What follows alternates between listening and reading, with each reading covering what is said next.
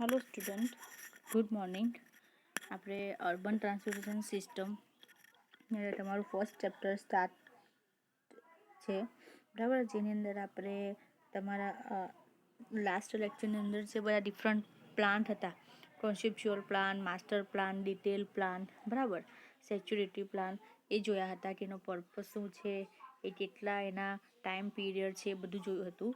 હવે આજે એની આગળ આપણે રોલ ઓફ ટ્રાન્સપોર્ટેશન, કે ટ્રાન્સપોર્ટેશનનો રોલ શું છે એ જોવાનું છે. તો transportation is the non separable part of any society, separable part of any society. It is the exhibit the very close relation to the style of life, the range and the location of the activity, and the goods and the service which will be available for the consumption. બરાબર. એટલે શું કહેવામાં છે કે જે પણ ટ્રાન્સપોર્ટેશનનો role શું છે આપણે ડેઇલી લાઈફમાં, એ તમારે કોઈ પણ ગુડ સર્વિસ જોઈતી હોય, કોઈ પણ એક્ટિવિટી કરવી હોય તો તમે એના થ્રુ કરી શકો છો, બરાબર. Plus advance in transportation has made possible changes in the way of living and the way in which the societies are organized, and therefore have a great influence in the development of the civilization. હવેની જે તમારી advance transportation system છે એનાથી જે લોકોની પીપલની જે lifestyle છે એમાં પણ ચેન્જ જોવા મળ્યું છે. પ્લસ તમારી જે સિટી હોય છે એનું પણ તમને સારું એવું ડેવલપમેન્ટ જોવા મળે છે. કોના દ્વારા? તમારા આ જે એડવાન્સ ટ્રાન્સપોર્ટેશન સિસ્ટમ આવ્યું છે એના દ્વારા. This section convey an understanding of the importance of transportation in the modern society by presenting the selected characteristics of existing transportation system, their use and the relationship to other human activity. બરાબર. એટલે જે પણ ટ્રાન્સપોર્ટેશનની facility છે, જે modern city જે development થયું છે, બરાબર, તો એમાં હાલમાં હમણાં ટ્રાન્સપોર્ટેશનની કઈ એક્ઝિસ્ટિંગ સિસ્ટમ છે એની કેરેક્ટરિસ્ટિક જોવામાં આવે છે, અને કોની સાથે રિલેશનશિપ હોય છે, જે બધા આપણા હ્યુમનની એક્ટિવિટીઝ હોય છે એના સાથે. The transportation is the responsible for the development of civilization from every old time by the meeting travel requirement of people and transport the requirement of goods. Such a movement has changed the way people live and travel. આ જે પણ transportation જે requirement છે, જેની જે પણ movement થાય છે એ દરેક પીપલની લાઈફની અંદર ચેન્જીસ તમને જોવા મળે છે. The such a movement has changed the way people live and travel. In development and developing nation, a large fraction of people travel daily for work, shopping and social reason. જે પણ public daily transport કરે છે એ બધાનો purpose કેવો હોય છે? અલગ અલગ હોય છે. કોઈ વર્ક માટે કરતું હોય, કોઈ શોપિંગ માટે કરતું હોય, કોઈ સોશિયલ રીઝન માટે કરતું હોય છે, એ રીતે. The transport also consume a lot of resource like time, fuel, material and land. જે ટ્રાન્સપોર્ટેશન છે એ શું ઓલ્સો કન્ઝ્યુમ કરે છે? અમુક રિસોર્સ લાઈક ટાઈમ. ટ્રાન્સપોર્ટ કરવું હોય તો ટાઈમ જોઈએ, ફ્યુલ જોઈએ એના માટે, પ્લસ મટીરિયલ, લેન્ડ, એ બધું રિક્વાયરમેન્ટ છે. એ બધા જ રિસોર્સ છે જે ટ્રાન્સપોર્ટેશન કન્ઝ્યુમ કરતા હોય છે. 3 different level transportation roles can be identified, namely national, regional અને urban level as a shown in figure. એ તમારા જે રોલ ઓફ ટ્રાન્સપોર્ટેશન છે એ 3 ભાગમાં વહેંચાયેલા છે. એક તો નેશનલ લેવલ, રિજિયોનલ લેવલ અને અર્બન લેવલે, બરાબર છે. જે ટ્રાન્સપોર્ટેશનનો રોલ છે ડિફરન્ટ લેવલે અલગ અલગ હોય છે. The urban transportation facilities and service are one of the most important factor in the urban economy. બરાબર. અર્બન ઇકોનોમિક માટે જે તમારું અર્બન ટ્રાન્સપોર્ટેશનની જે ફેસિલિટી છે અને જે સર્વિસ છે મોસ્ટ ઇમ્પોર્ટન્ટ ફેક્ટર્સ છે. The transportation is the critical for the economic growth of the city. તમને મેં પહેલાં કીધું એમ કે જો તમારી પાસે સારા એવા ઇન્ફ્રાસ્ટ્રક્ચર હોય, સારી એવી ટ્રાન્સપોર્ટેશનની ફેસિલિટી હોય તો તમારા ઓટોમેટિક તમે તમારા સિટીનો, તમારા એરિયાનો ડેવલપમેન્ટ અથવા તો એનો ગ્રોથ જોવા મળે છે. જેમ જેમ એનું ડેવલપમેન્ટ થાય તેમ તેમ ત્યાંની જે ફેસિલિટી છે એમાં તમને વધારો જોવા મળે છે. Urban transportation direct contribute to the urban economy. કોની સાથે ડાયરેક્ટ કન્ટ્રીબ્યુટ છે? અર્બન ઇન્કમ સાથે, બરાબર. મેં પહેલાં કીધું હતું એમ કે જેમ તમારું સિટીનું ડેવલપમેન્ટ થશે, બરાબર, જેમ જેમ એમાં ફેસિલિટી પ્રોવાઈડ થશે તેમ તેમ એની ઇન્કમમાં પણ વધારો જોવા મળશે. In adequate and efficient transport system enables city to act as a uh, catalyst for the economic and potential development.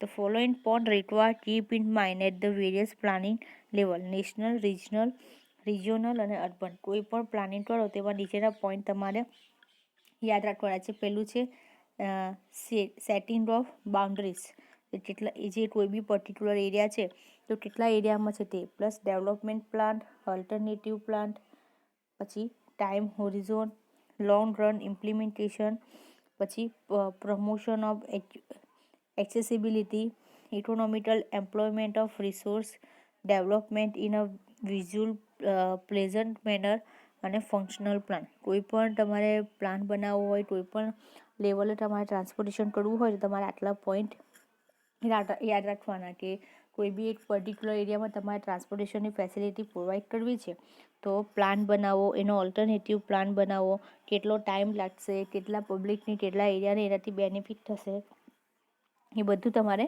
ધ્યાનમાં રાખવાનું છે. હવે role of transportation is discuss in detail as follow.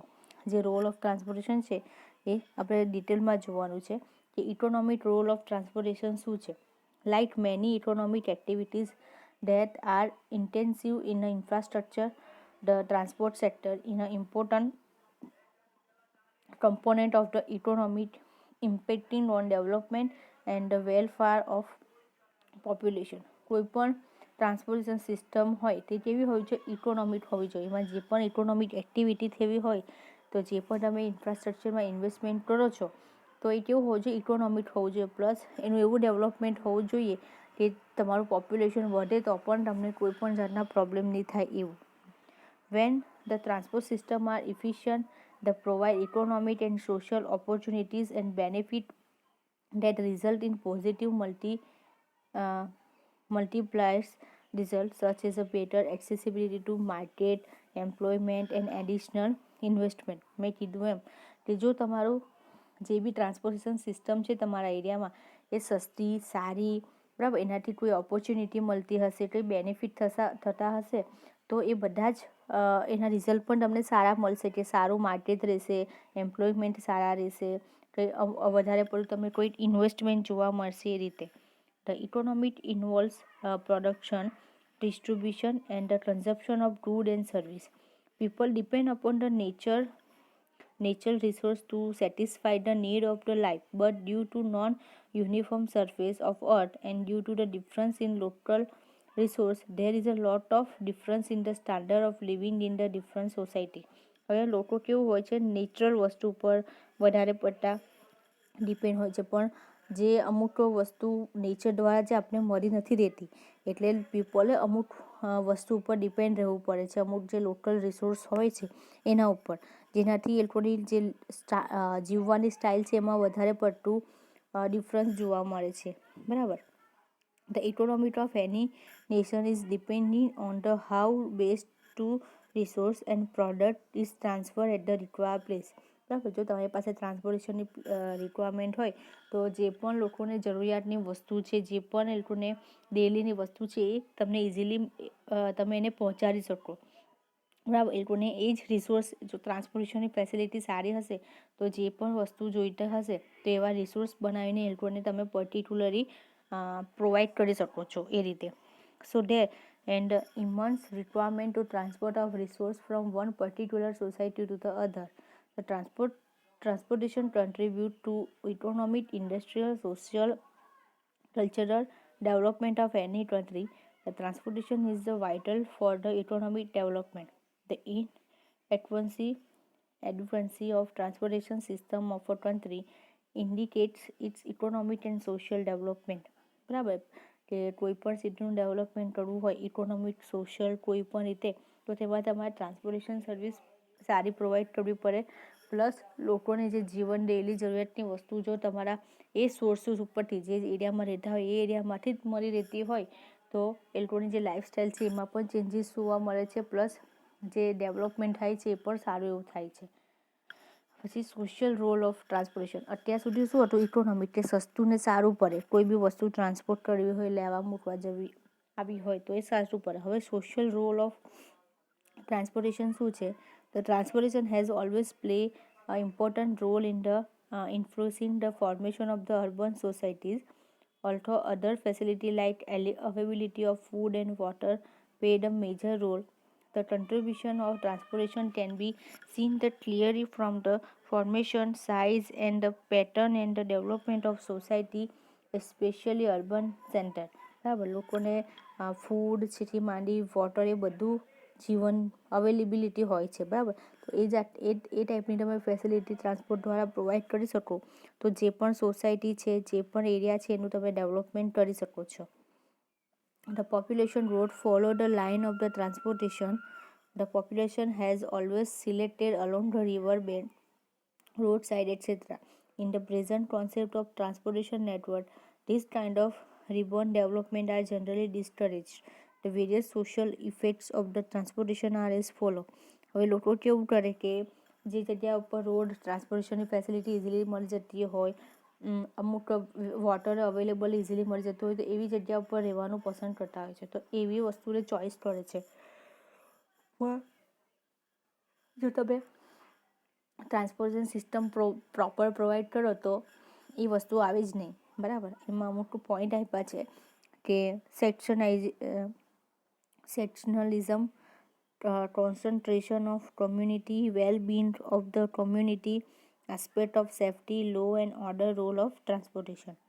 હવે એની આગળ છે તમારું પોલિટિકલ રોલ ઓફ ટ્રાન્સપોર્ટેશન. પેલું આપણે ઇકોનોમિક જોયું, સેકન્ડ સોશિયલ જોયું, હવે પોલિટિકલ રોલ ઓફ ટ્રાન્સપોર્ટેશન છે. The word is divided into the number of political units which are formed for mutual protection, economic advantage and development of the common culture. The transportation play an important role in the functioning such as a political units, administration and political motivated choice in the interest of the nation are proved development of the transportation system. બરાબર, જે પણ political છે, કોઈ પણ તમારે development કરવું હોય, economic advantage મેળવવું હોય કે કલ્ચરલ હોય કોઈ પણ, તો એના માટે તમારી પાસે પોલિટિકલ યુનિટ હોવા જરૂરી છે. તો એની અંદર પણ ટ્રાન્સપોર્ટેશન એક સારો એવો રોલ નિભાવે છે. બરાબર, પછી environmental role of transportation. The negative effect of transportation is more dominating than its useful aspect as far as environmental is concerned. There are the numerous categories into which the environmental effects have been categorized. The transportation sector is becoming the increasingly linked to environmental problem within the technological relying heavily on the combustion of hydrocarbons, notably with the internal combustion engine. The impact of transportation over the environmental system has increased with the motorization. This has reached a point where the transportation activity are a dominant factor behind the emission of most pollution and this there is a impact on the environmental. હવે તમારી પાસે જેટલી પણ ટ્રાન્સપોર્ટેશનની system available હોય, બરાબર, તો એના માટે આપણે ફ્યુલ રિક્વાયરમેન્ટ છે. હવે તો અમુક ટાઈપના એવા એન્જિન આવી ગયા છે, તો એ બધી વસ્તુના લીધે તમારું એન્વાયરમેન્ટમાં પોલ્યુશન થાય છે. તો તમારે જે પણ તમે ટ્રાન્સપોર્ટેશનની ફેસિલિટી પ્રોવાઈડ કરો છો તો એવી રીતે પ્રોવાઈડ કરો કે એનાથી તમને એન્વાયરમેન્ટલ ઇફેક્ટ ના થાય. એટલે જે તમારું ટ્રાન્સપોર્ટેશન જેમ તમારે સોશિયલ, ઇકોનોમિક અને પોલિટિકલ રોલ નિભાવે છે તેમ એમાં એન્વાયરમેન્ટમાં પણ એનો રોલ છે.